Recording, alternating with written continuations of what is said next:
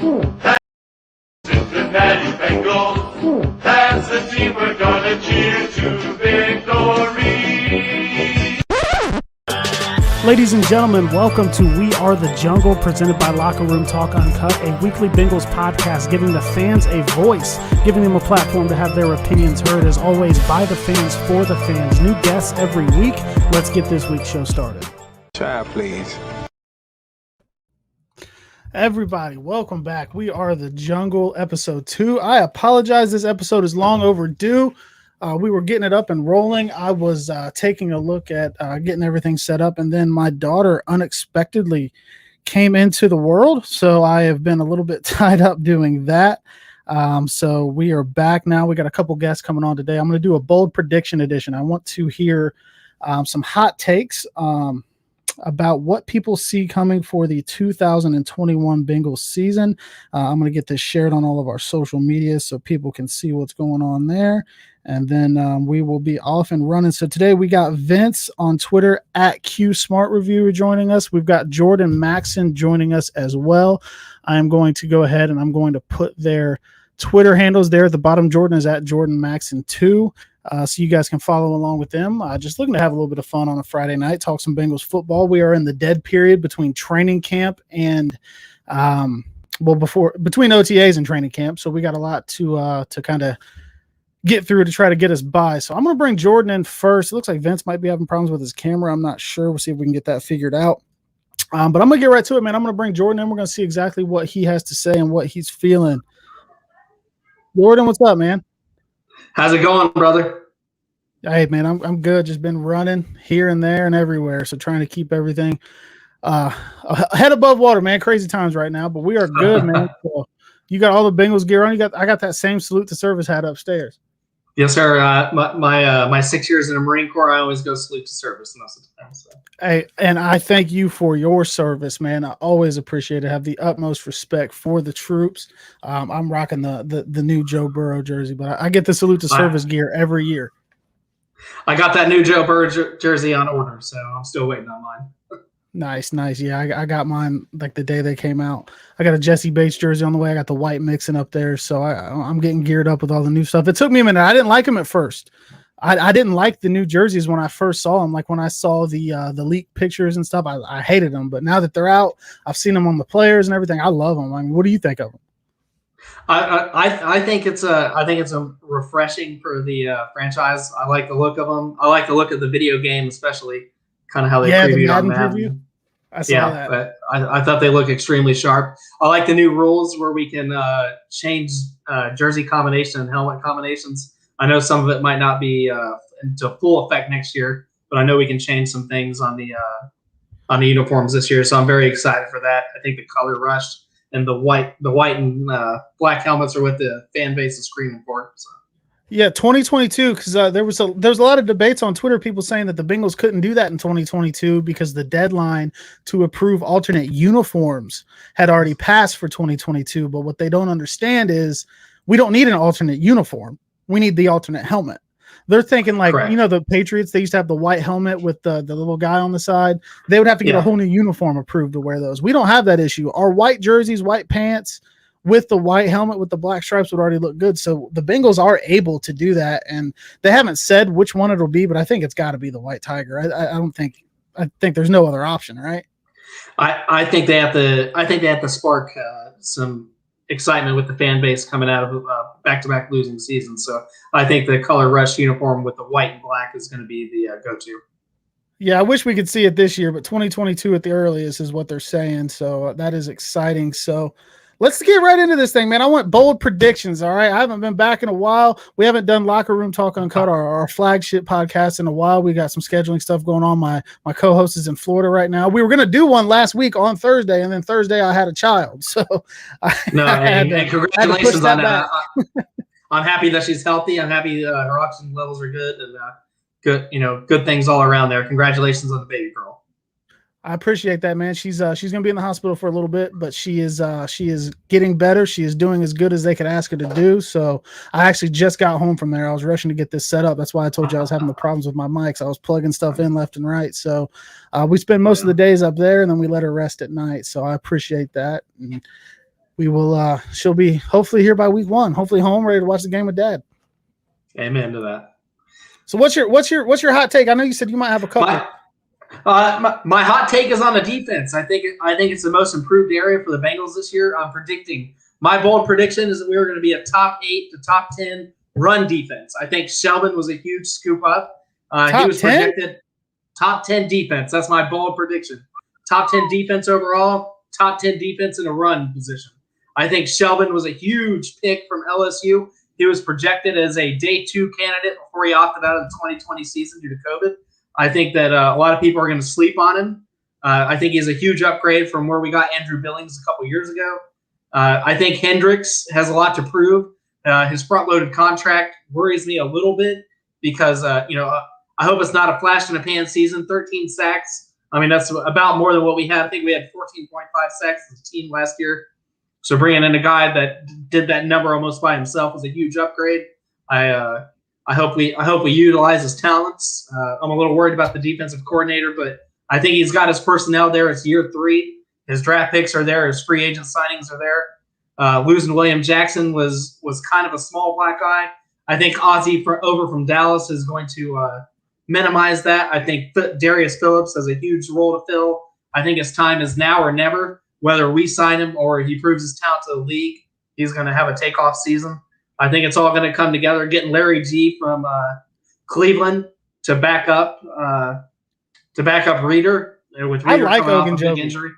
I love him. I think it was a good pickup. I think him or Sheldon Richardson is who I was kind of hoping that we'd get, and we got one of the two. And I think that was a huge pickup for the run defense. And he provides a little pop. Ogunjobi has to play the 3 technique, though. That's the thing, because he was very inconsistent in Cleveland. But you'd see that the times where he looked almost unblockable, like nobody in the world could stop him, was when he was playing the 3 technique. So I hope that Lou can see that and understand that he has to play the 3 to be the most effective. But the upside with that guy, I got, my co-host Chad, who's usually in here with me when we do our regular podcast. He's a big Browns fan. So I always end up watching a lot of Browns and hearing about a lot of Browns. And I always liked Ogunjobi. It's just that inconsistency, man. But if he can play primarily the 3, I think that he could be a very underrated signing. So are you predicting, did you say a top 10 run defense? Is that what you said? I'm saying a top 10 run defense. I think the pieces are there in the defensive tackle position. I think Camp's going to be very competitive. I think Tatupu is going to be fighting for his life on the roster. I think he's on the bubble, especially opting out of last year and losing some favor in the locker room. I think just a very competitive across the board. We have depth this year. That's something we lacked last year. We saw it. We were signing guys off the street. Duke Tobin had to bring in the defensive end we had from a couple of years ago. His name's slipping my mind. Marcus Hunt. We had to bring in Marcus Big Hunt. Estonian dude. I know. He had a flash and he won the Texas game when he batted down the ball and we got the interception last minute. But you kind of saw the old regime show their face there. But we have enough depth this year, in my opinion, that if a healthy Bengals team takes the field and we can get through health all 16 weeks, I'm saying top 10 run defense. Without a doubt. Top 10. That is bold. That defense was fucking bad last year, man. The defense, we were playing with a lot of players that were just coming off the couch. You look at the depth. That's true. Losing Reader, not having Andrew Billings, Tatupu opted out of the 2020 season due to COVID. The depth pieces were not there, and that was a huge inconsistency. Our linebacking core, Josh Bynes was the oldest one there, followed by about 3 other rookies rotating in. I think Logan Wilson's going to have a breakout season. I hope Jermaine Pratt becomes the run thumper that he showed flash in the pans. He showed greatness, and then he showed a lot of inconsistency. His PFF rating, I think, came in at a 58, if not lower. But I just think that's inconsistent play. And I think him starting with 2 different defensive coordinators from when he was drafted and now had a huge setback in his development. So I think he's got a lot to prove. We got a comment on that from Chad. He's actually he's my co-host on Locker Room Talk Uncut. He's in Florida, man. He's tuned in. He said that is bold in all caps. If the Bengals have a top 8 to 10 defense, they'll compete for the division. He said, I don't see it, but that's why it's a bold prediction. That's true. Bold predictions are the ones you don't see coming. Yes. Well, I think Akeem Davis-Gathers is going to take a huge step. Him being almost a hybrid linebacker, I think he can fly off the ball and make those busted screen plays last year that just ran all over us. I think he's going to step into that role really well and stop a lot of those from developing. I see a lot of greatness on the team. A healthy Hubbard, his shoulder was bugging him last year. I think he was ineffective on the pass rush, but his PFF rating is I think a top 15 in the run stop. So I mean, we have a lot of run. He's very good at run stopping on the edge. Yes, he is. And that's another thing that's going to have to come into the run defense, not to cut you off, but linebacker play is going to matter, especially if you're playing a Lamar Jackson. And they haven't done a ton. They haven't done a ton to address the linebacker situation. I mean, I know Akeem Davis-Gaither he's a guy with upside. Pratt hasn't really reached it. I think Wilson showed you flashes, but there's not a solidified vet there right now. I know that they said that KJ Wright is a logical landing spot, or Cincinnati's a logical landing spot for KJ Wright. I don't personally see it, but it's kind of sketchy back there in the linebacking core as well. It's very sketchy, but I think Logan Wilson's going to take that huge step up. I see him filling the middle linebacker position. They're saying he's going to start there. I think his communication on and off the press conferences, he's saying all the right things. He's doing all the right things, and I think health was an issue last year for him as well. He didn't play a complete 16-game schedule, and he was a rotational player. I think times that you saw him fill in a gap for Vines, he had consistency when he was on the field. They take him off for a couple plays and bring him back, and he looks very cold and out of sync. So I think starting in that position and wearing the mic and hearing the plays is going to do dividends for him. And he found a way to get turnovers. He seemed to always find a way to pop up with a pick every couple games or so. I think he ended up with 3 last year, if I'm not mistaken. So he found his way to the ball. Yeah, and I mean, a lot of people forget Gathers himself had an interception, and a name we continuously kind of forget about, Jordan Evans. He came out with a couple sacks last year and a couple interceptions as well in his limited time in playing. I'm not big on Jordan Evans. I'm not gonna lie, man. He seems like a great dude. He's been around long enough. He hasn't made his impact. I think that one's kind of just fucking whatever. I'm just not big on him. It's a whatever, but I mean, like I said, having 2 interceptions and multiple sacks, he has a neck for the ball when he's on the field. But I think he is an undersized player for his position, but I think he's a great special teams leader. And I mean, there's talks in the locker room that he may be a team captain on the special teams. So we'll see how that plays out. I can see that. He is solid on special teams. I will give him that. So that is one thing that I think that he can contribute on. I think that the defensive line is going to be all right. I would have preferred to keep Carl Lawson over Hendrickson. I understand the contract. That breaks my heart. I mean, we backed up the Brinks truck for Hendrickson. I think we could have kept both on it. That's outside looking in. I'm not management, but I would have liked to see both guys come in, because I think Lawson carrying the load on his own isn't really his. I don't think it's his forte. I think playing limited snaps and coming in a rotation, almost a NASCAR pass rush that the Giants made one of their Super Bowl runs on that, having constant rotation players with OC and company there, and JPP in his prime.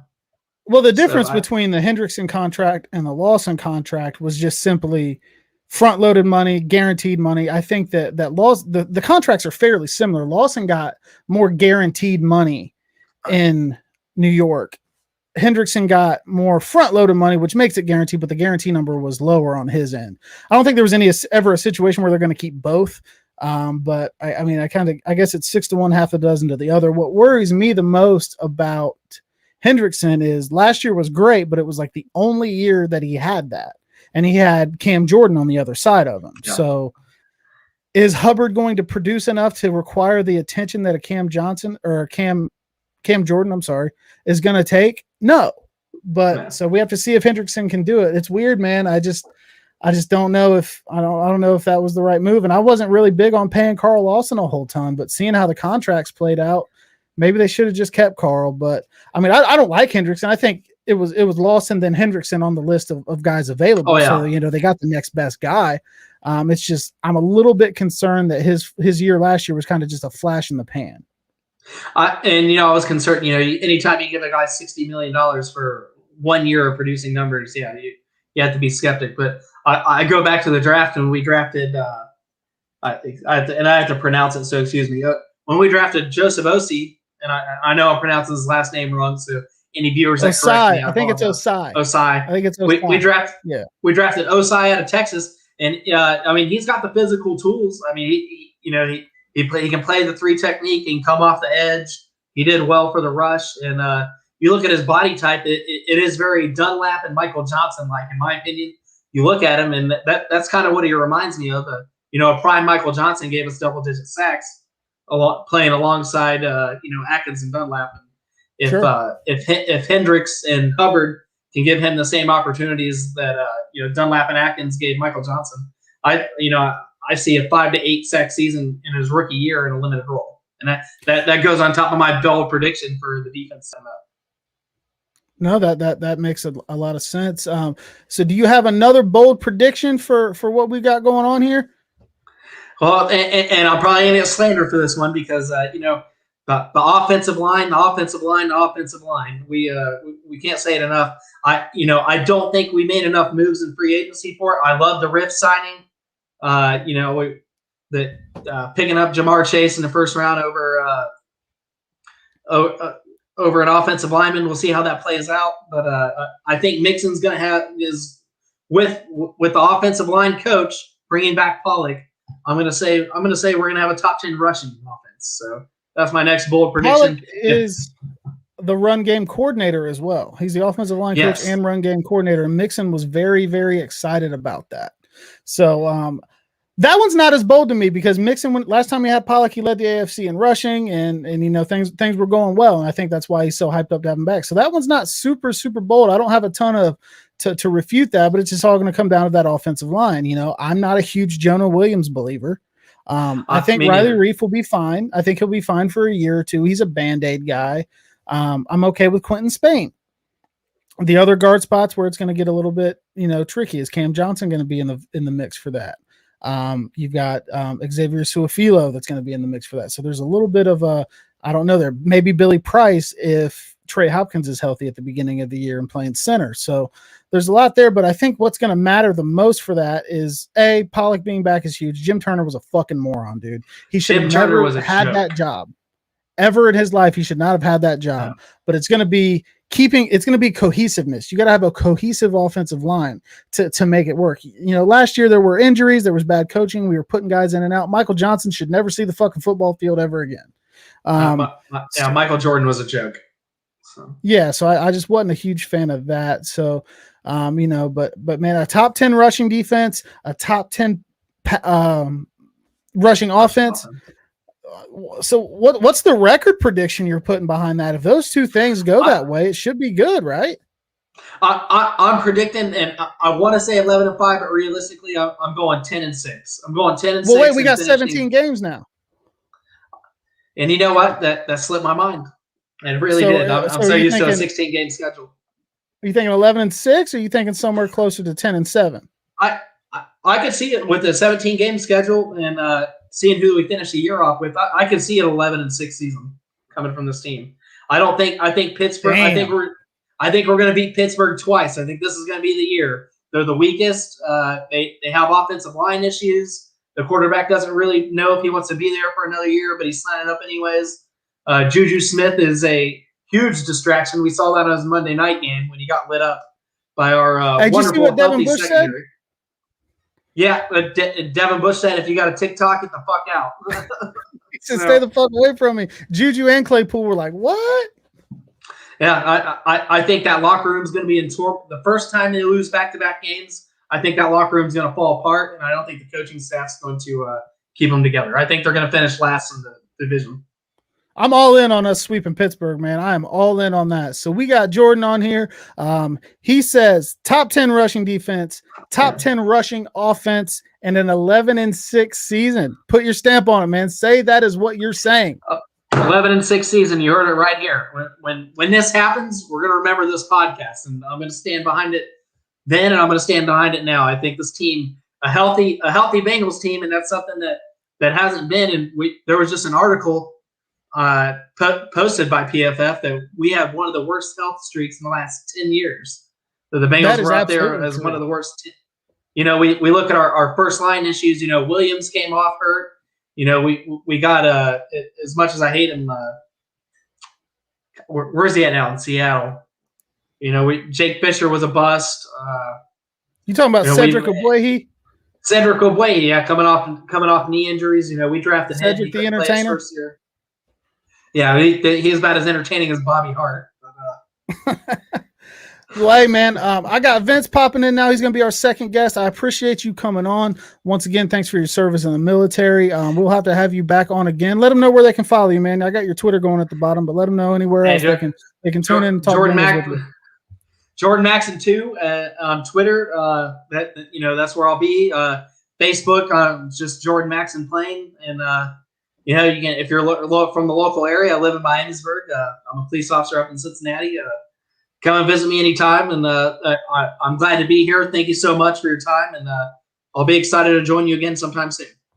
Yes, sir. We'll see you again, man. Hooday. Hooday. So thanks to Jordan for joining us here today. I got Vince in the waiting room at Q Smart Reviewer on Twitter, a.k.a. the Frank Pollock Burner. I'm going to bring him into the stream. We're going to hear what his bold predictions for this season are. Vince, what is up, man? I cannot hear you. I think you might be muted. You might have to hit your settings or something like that on there. I was rushing to get all my stuff set up, man. I just got home from seeing my kid, so I was doing all this crazy stuff trying to get my stuff up. It wasn't working at first either.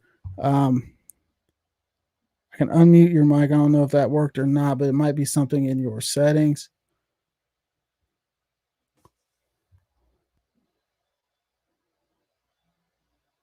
Okay, he said his mic is messed up. He's going to try to get it working, so I will back him out for now. So the biggest thing that I'm taking away from what Jordan said is the defense. I know the offensive line has been the biggest issue for the whole offseason. We've been slandered for not addressing it. We've done all of these things. But I feel like it can be solid with, like I said, a cohesive unit, people in there, the right pieces. The season from Jonah Williams that many people expect that I personally don't. I hope I'm wrong. Never would I want to be right about thinking a player won't be very good. But I think that the top 10 rushing defense is the one to me where I'm not sure. I like it. I like the fact that he believes in it. I hope that is the case. I just don't know if it's going to be that good. I think it's going to be much improved. I think it's going to be better if you get a healthy Reader. Reader was looking to be exactly what he was supposed to be before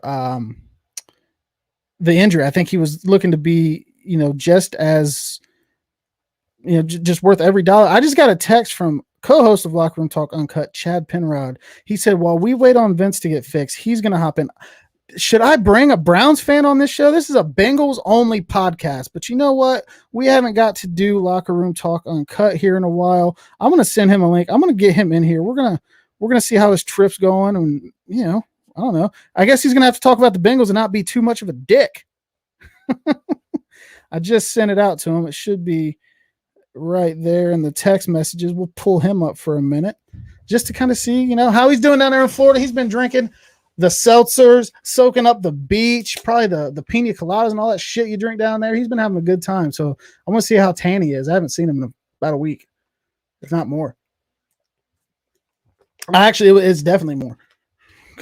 It's 100% more. So it's going to be, a good time when we get back in here, hopefully next week. Let's see if we got Vince back up. Hey, can you hear me now? Yes, I can finally hear you. There we go. That was ridiculous. I had to reload the page a bunch of times. My computer is terrible. I'm sorry about that. No, it's all good, man. I was having problems getting mine rolling too. Yeah, I wanted to go on my phone because, as you can see, this quality is terrible for the computer. But besides that, I want to say, going on what Jordan said last time, I don't really think it's a hot take to say the Steelers locker room is going to fall apart and the coaching staff won't fix it. I've seen that happen the last 5 seasons or so. Saw it in 2017 with Jacksonville. Yeah. They underestimate their opponents always. They fell apart against Jacksonville and lost to Blake Bortles.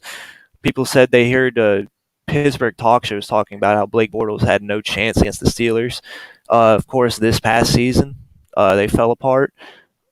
Back when they lost to Tim Tebow. I mean, the list goes on and on through this decade. This last decade, it's just been nothing but drama and turmoil for them. But I'm happy to be here. Thank you for having me on. Yeah, man, not a problem. I know we've been trying to link up for a couple weeks. I had to, like I said, a lot of crazy shit going on. So we're back now. So what is your bold prediction, man? What do you got?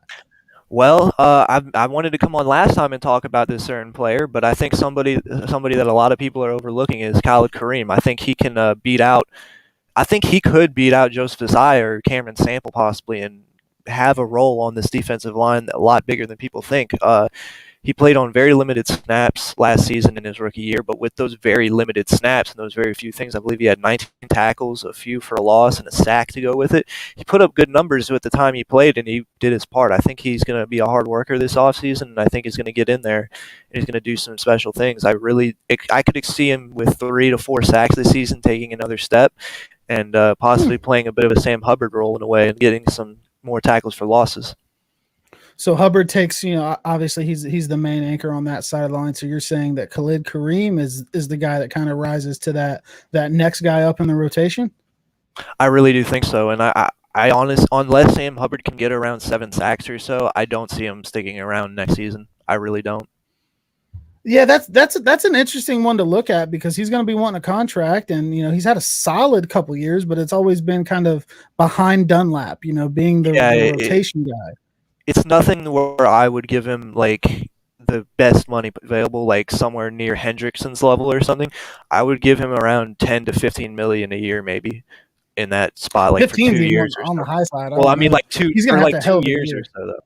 For 2 years or so, though. Okay. Yeah, not like on a long-term deal. Like I couldn't see him being signed to a long-term deal if he doesn't get almost to double-digit sacks. Yeah, I don't know. And that's going to be very interesting because I like Hubbard. And like we said when Jordan was on, he's good against the run, and I like that. Obviously, we need good edge support on the run, especially with a guy like Lamar in the division.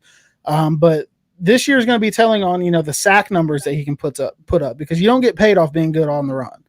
As a D end, you just don't. You get paid for getting after the quarterback. Exactly. That's the goal. That's the job. If you get sacks, you get fucking paid. That's just the way it goes. That's the tackle's job is to stop the run. Like that's why DJ Reader is known for stopping the run. And Tyler Shelvin, a huge dude, 330 pounds or so. I mean, he's literally a brick wall. I thought he was like almost 7 foot. I saw a photo of him next to Joseph Asai.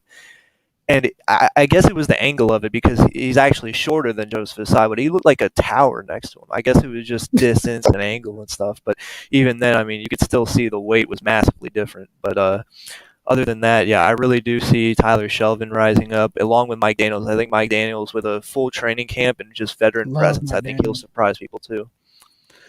From the moment I saw that video of Mike Daniels before the Pittsburgh game where he was like, we hate these motherfuckers, so act as such. We hate them, we hate them, we hate them. I was like, that's my guy. Bring him back. Give him a 10-year deal. I don't give a shit. Yeah, you need guys like that, especially on this kind of team.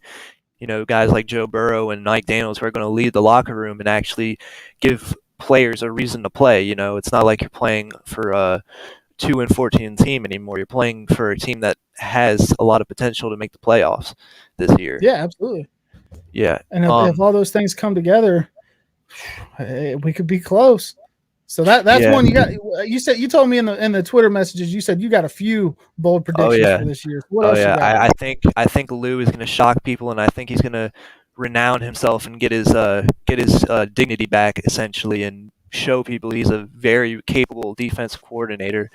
I know we hate on his name. I think so. I mean, I know we hate on Lou a lot, and he deserves it. He is his few seasons he's been here, he's done a very bad job. We can't deny it.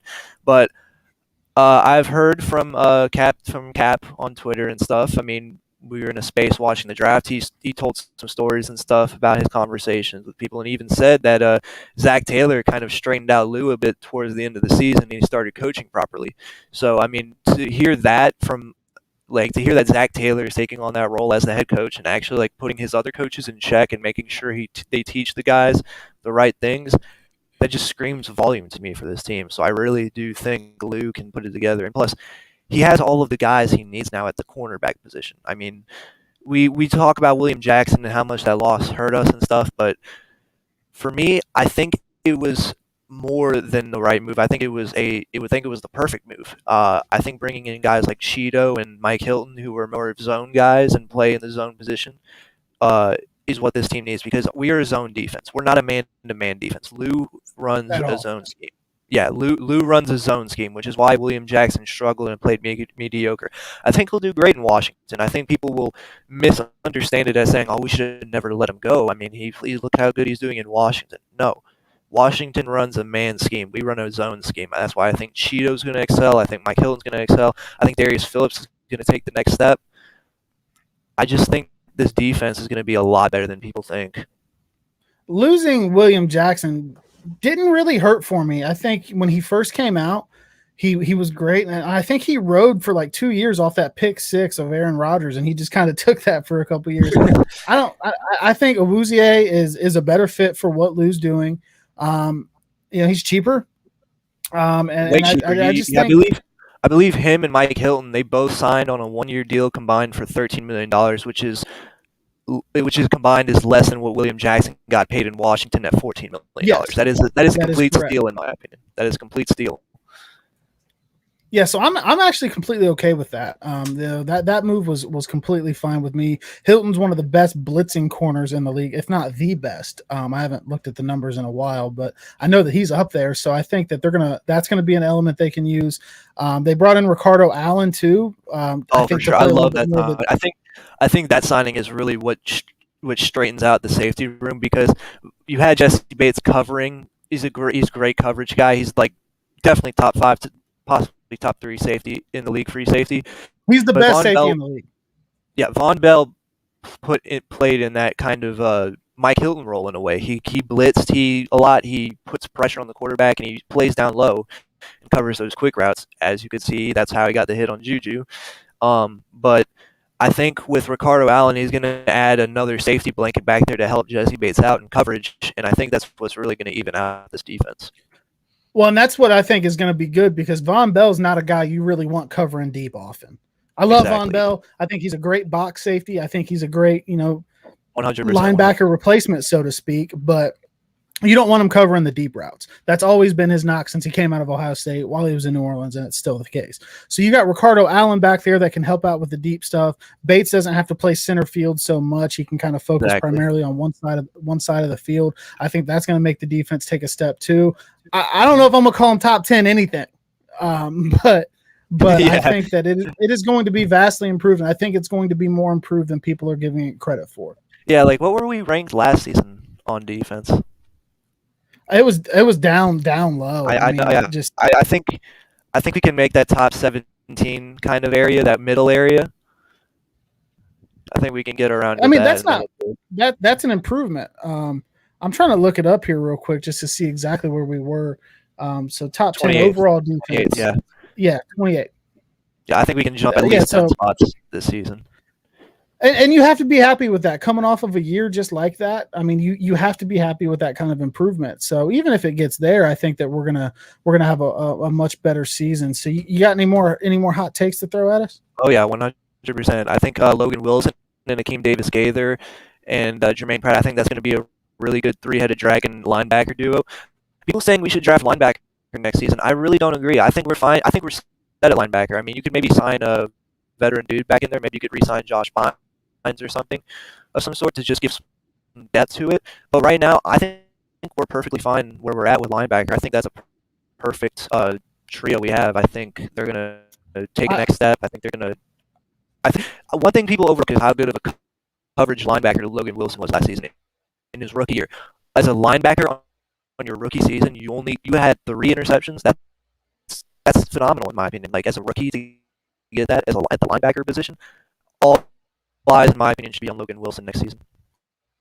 I mean, I like Logan Wilson. I think we had some connection issues. It kind of broke up a little bit there, but I think people can get the gist of it.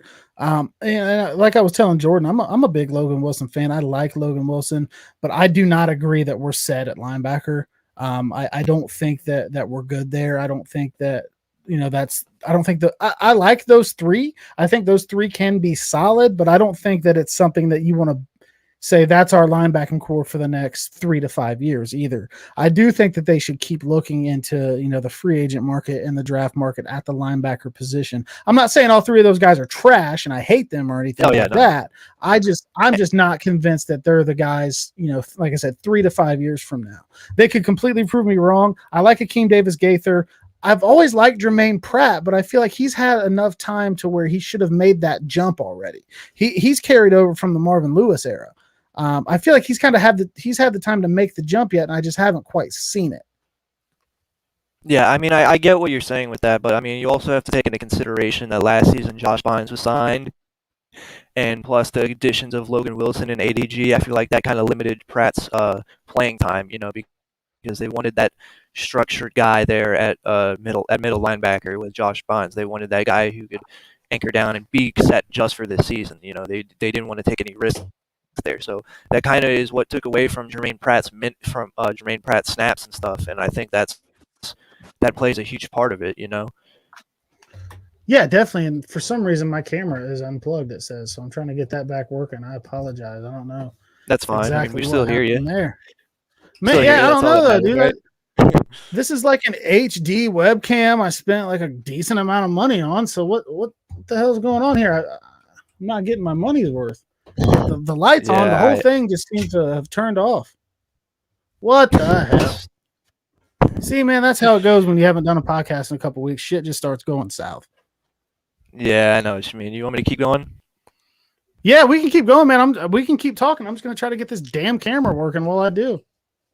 All right. Well, I think we're going to shift over to the offensive side of things now. I think what I'm going to go for is, I think Joe Mixon has a career year this year. I really do. I think with the additions of Jamar Chase, to T. Higgins, Tyler Boyd, and Auden Tate, I feel like that's going to just open everything up so much that people are going to be focusing on those three weapons. I think it's going to open up insane numbers for Joe Mixon, especially in the passing game, because with Gio there, I mean, he took away from a lot of the snaps from Mixon, let's be honest here, especially in the passing department. I think Joe Mixon is going to have an opportunity to showcase all his skills and show why he's a top 10 running back in this league. I think his run blocking is underrated. His pass catching is underrated. Everything about him is underrated, really. I mean, everything with Joe Mixon has stuck to me since I saw him in 2019 when we played the Raiders. It was a goal line play, and he ran to the right side. Everything was blocked up completely. He pulled a 360 and used his speed and ran to the other side and got the touchdown. I was shocked. I could not believe he made that play. That was incredible. So I mean, yeah, he was back home for that too. He's from the Bay Area. I think he gave that touchdown ball to his mom. That was like a, oh my God, this guy can be special type moment. 100%. I mean, and that's the thing. He always turns it up in the second half of the season. He looks a little average and not that good in the first half of the season, but the second half, he just locked everyone up. Go. Yeah. My camera's back. I apologize. Yeah, that's good. And in going away from prediction for a second, I just want to say I think people are just undermining the signing of Frank Pollock way too much. Frank Pollock is going to make this unit function. Jim Turner literally treated it like a drill sergeant attitude. He didn't teach any technique to the guys, and anybody who disagreed with him, he literally benched. That's why Michael Jordan got playing time in the first place. Michael Jordan wasn't even supposed to play this season. He's a project guy like Deontay. He's a project guy like Deontay Smith. He shouldn't see the field this season, but in a couple seasons, I don't mind him seeing the field again to try him out and see how much he's improved. I don't think Michael Jordan should be annexed or anything. I think he just needs. I have a hard time forgiving him, dude. I have a hard time forgiving him.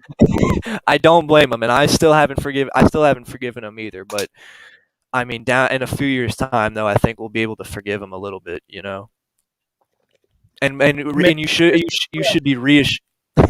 You should be reassured, though, with what he said about it afterwards. He said he was just going to keep he told Joe Burrow immediately after he was sorry, he's going to keep his head down. He won't hear any words from him. He'll just see actions. And I like that attitude. And that's what we want.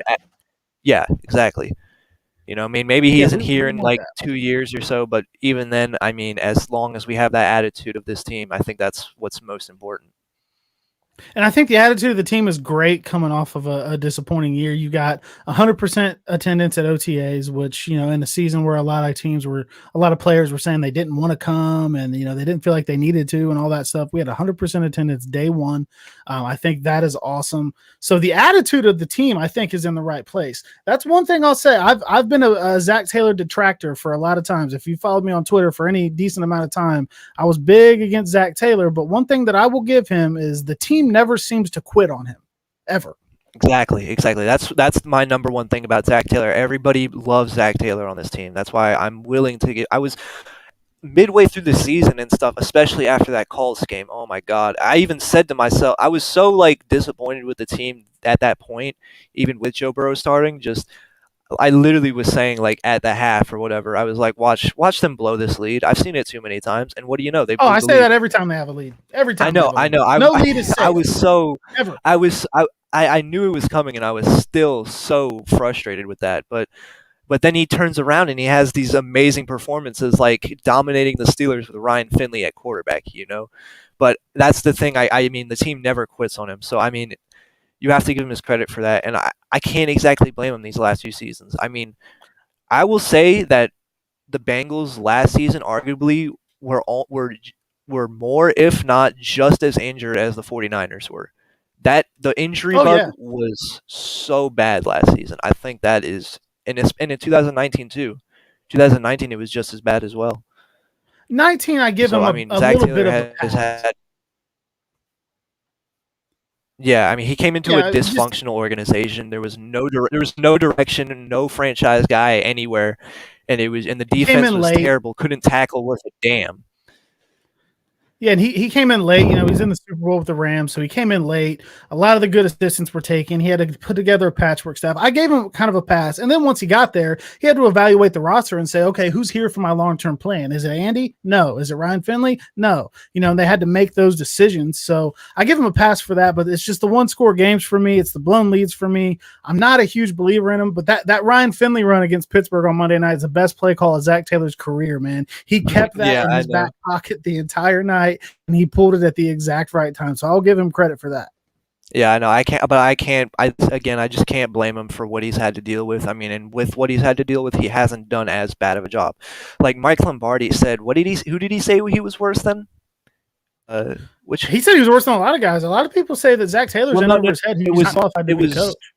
It was one specific dude. It was one of our old coaches. I think it was like Matt. Dick LeBeau? No, like Matt Frazier. Was it Matt? No, not Matt Frazier. It was. I forget what he was. Dave Shula? Yes, Dave Shula. Dave Shula. Yeah. The Dave Shula days. That was right before my time. I don't think you can say that now. He's only played 2 seasons, and each season has been injury riddled. I mean, it was ridiculous. And I will say, one of the number one things I love about our defense right now is that we've signed guys who can at least tackle, because I remember back in 2018 and stuff, like 2019, nobody could tackle. Literally nobody could tackle worth a damn on our team. Yeah, that's been a problem, but I mean, everybody should be able to tackle. You play defense in the NFL, right? Yeah, exactly. But I mean, I think we're heading in the right direction in terms of tackling, and I think just overall this defense and offense has taken a huge step forward so far. Hey, man, I hope to see you. Got any more hot takes? Or I think we're going to wrap this up here relatively soon, but we got time for one more hot take, man. You got anything? Let me think. T. Higgins is the receiving leader. I think he'll be the receiving leader over Jamar Chase and Tyler Boyd. On the team? Yeah, yards and touchdowns. Okay. Well, I know Brian Callahan is real hot on him right now. He said that he is going to be a problem next year. So I can see him. I love T. Yeah, everybody's talking about it. Even Joe Burrow was talking about T. Like, that's why I was on the Sewell train for a while, was because we have T. Higgins. He's a perfect number 1 guy, I thought. But the more I look into it and stuff and everything with the separation issues and the coverage sacks, I mean, over 30% of the sacks were coverage sacks. So, I mean, the more I looked into it, I lean more to team chase. And I love Jackson Carman. I really think he's going to be sensational with Frank Pollock. And I love Deontay Smith, too. I think those two guys can really be anchors for a long time on this team. Hey, man, we're going to have to hope to see that. We are going to have to hope, all these bold predictions we've heard tonight, if they all come together, we're going to have a hell of a year. So 100%. I appreciate that. Hey, man, I'm going to let you get on out of here. Oh, go ahead. All right. I'll say our ceiling this season is 10-7, and our floor is going to be 5-12. I think anywhere less than 7 games won, Zach Taylor should be fired. That's fair enough, man. I said 500 or better, so we're close. If he goes 6-11, I think he's got to go.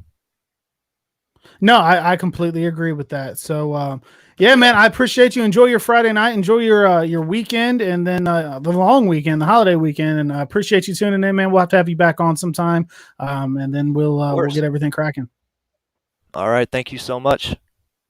Thanks, man. So that is really about all we got this week, the bold prediction edition. My bold prediction is we're going to sweep Pittsburgh. Fuck Ben Roethlisberger forever.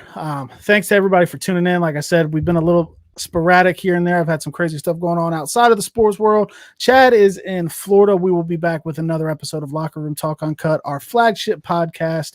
Hopefully mid next week or so. We'll see how everything goes in there. I'm looking to get this thing back going. I've talked to a lot of people that you'll recognize from Bengals Twitter in the DMs. They weren't able to do it tonight, but they want to come on another time. So not going to drop any names yet, but some people that you will definitely recognize. Hopefully will be tuning in with us here in the next couple of weeks for our dedicated Bengals podcast.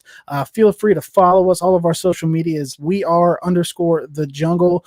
Follow Locker Room Talk Uncut at LRT Uncut. That's on Facebook and Instagram. Keep in touch with us. We welcome guests on both shows, trying to get, a good fan experience by the fans for the fans. We don't do all that bullshit that you see on ESPN. We're going to cuss and talk a bunch of shit and probably say some stuff that you wish we wouldn't have said. But we're going to do that all the time. We're trying to fill the void here between the end of OTAs and the start of training camp, but it's right around the corner. We have made it to the end of June. Training camp starts in July. Preseason starts in August, and then we will be back. We will have plenty of shit to talk about as Pittsburgh bottoms out in the division, takes a shit. Lamar still can't throw the football. Baker Mayfield doing weird shit behind the Cheesecake Factory with chicks that aren't his wife, and Joe Burrow just being Joe Burrow. I'm going to get on out of here. You guys have a good weekend. Happy 4th of July. Don't do anything stupid. Don't Jason Pierre-Paul yourself. Just be safe. All right.